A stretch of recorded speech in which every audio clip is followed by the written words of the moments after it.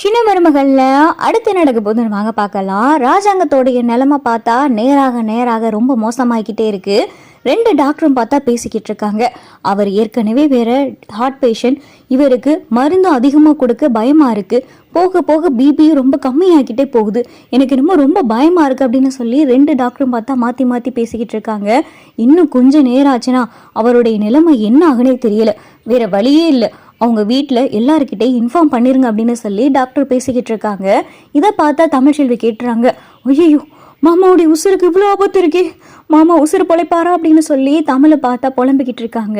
இங்கே சேது பார்த்தா வேகமாக ஓடி அந்த அப்பத்தா கிட்ட, அப்பத்தா நான் எல்லா விவரமும் கேட்டுட்டேன், அந்த நாட்டு வைத்தியர் எல்லா விவரமும் சொல்லிட்டார், நீங்கள் இங்கேயே இருங்க, நான் அப்பா உசுரை காப்பாற்றுறதுக்காக நான் காட்டுக்குள்ளே போய் அந்த மருந்து எடுத்துகிட்டு வரேன், நீங்கள் தைரியமாக இங்கேயே இருங்க அப்படின்னு சொல்லி சேது சொல்லவும், பார்த்து பத்திரமா போய் எடுத்துட்டு வாயா அப்படின்னு சொல்லி அப்பதான் சொல்லிக்கிட்டு இருக்காங்க. சேது பார்த்தா காட்டுக்குள்ள கையில தீப்பந்தத்தோட அங்கே இருக்கிற பிடாரி அம்மனை கும்பிட்டுட்டு காட்டுக்குள்ள போறாரு. காட்டுக்குள்ள போகையில பார்த்தா அங்கே ஒரு மனநலம் பாதிக்கப்பட்டவர் உட்கார்ந்துருக்காரு. ஏய் எங்க போற, காட்டுக்குள்ள போகாத அப்படின்னு சொல்லிட்டு அவரை சொல்லையில சேது பார்த்தா காதலியே வாங்காம அவர் பாட்டுக்கு காட்டுக்குள்ள போறாரு. சொல்ல சொல்ல கேட்காம காட்டுக்குள்ள போறேன், அந்த காட்டுக்குள்ள போய் நான் இப்படி மதிமயங்கி கிடக்கே, நீயும் போய் மதிமயங்கி தான் கிடக்க போற அப்படின்னு சொல்லி அவர் பாட்டுக்கு பேசிக்கிட்டே இருக்காரு.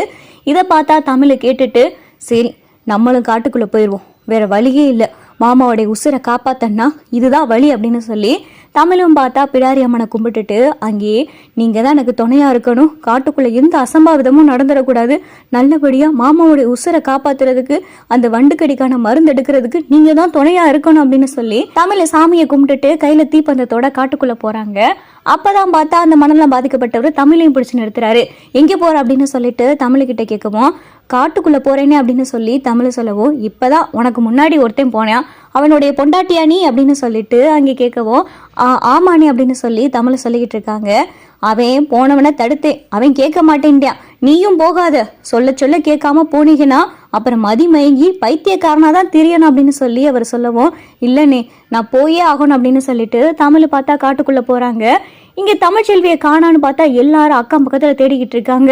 அப்பதான் டாக்டர் வந்து சொல்றாரு, தமிழ்ச்செல்வியை நான் அப்பயே வெளியே போக சொல்லிட்டேனே, அவ உள்ள இருக்க வேணான்னு நான் ஏற்கனவே சொல்லி நான் அவளை அனுப்பி வச்சு ரொம்ப நேரம் ஆகுது அப்படின்னு சொல்லி டாக்டர் சொல்லவும், மலரு அப்பத்தான் மோகனா எல்லாரும் பதறிக்கிட்டு இருக்காங்க, நாங்க ரொம்ப நேரம் இங்கே தானே இருக்கோம், ஆனா தமிழ்ச்செல்வி வரவே இல்லை அப்படின்னு சொல்லிட்டு மலரை கேட்கவும், ஐயோ அப்ப தமிழ் எங்க போனா அப்படின்னு சொல்லி டாக்டர் கேட்டுக்கிட்டு இருக்காங்க. அப்பதான் பார்த்தா அந்த மனநலம் பாதிக்கப்பட்டவர் வராரு.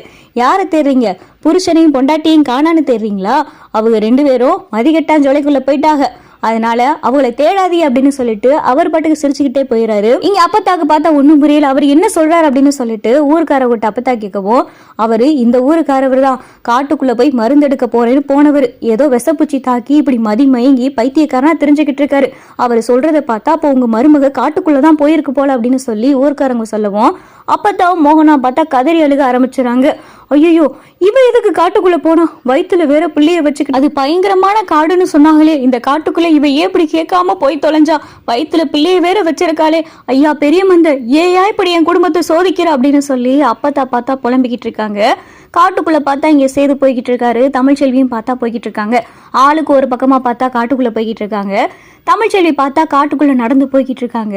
தமிழ்ச்செல்வி பின்னாடி யாரும் தொடுற மாதிரி இருக்கு, என்னன்னு சொல்லி திரும்பி பாக்குறாங்க. பார்த்தா ஒரு எலும்பு தொங்கிக்கிட்டு இருக்கு, எலும்பு கூடோட தொங்கிக்கிட்டு இருக்கு மரத்துல இருந்து. ஏற்கனவே யாரும் தூக்கு போட்டு அந்த காட்டுக்குள்ள இறந்துருக்காங்க போல, அவங்களோட எலும்பு கூடு பார்த்தா இங்க காட்டுக்குள்ள தொங்கிக்கிட்டு இருக்கு. இதை பார்த்ததும் தமிழ்ச்செல்வி பார்த்தா பயந்து போயிடறாங்க. தமிழ்ச்செல்வி பயந்து ஐயோன்னு கத்தி சரசரன்னு பார்த்தா கீழே உருண்டு வந்து பொதக்குழியில கீழே விழுந்துறாங்க. பொதக்குழியில கீழே விழுந்த தமிழ் பார்த்தா கொஞ்சம் கொஞ்சமா உள்ள போய்கிட்டே இருக்காங்க. யாருமே இல்ல, கத்தி கத்தி பாக்குறாங்க, யாரும் வர மாதிரியும் தெரியல. தமிழ்ச்செல்வி பார்த்தா தலை வரைய பொதக்குழியில முழுகிறாங்க.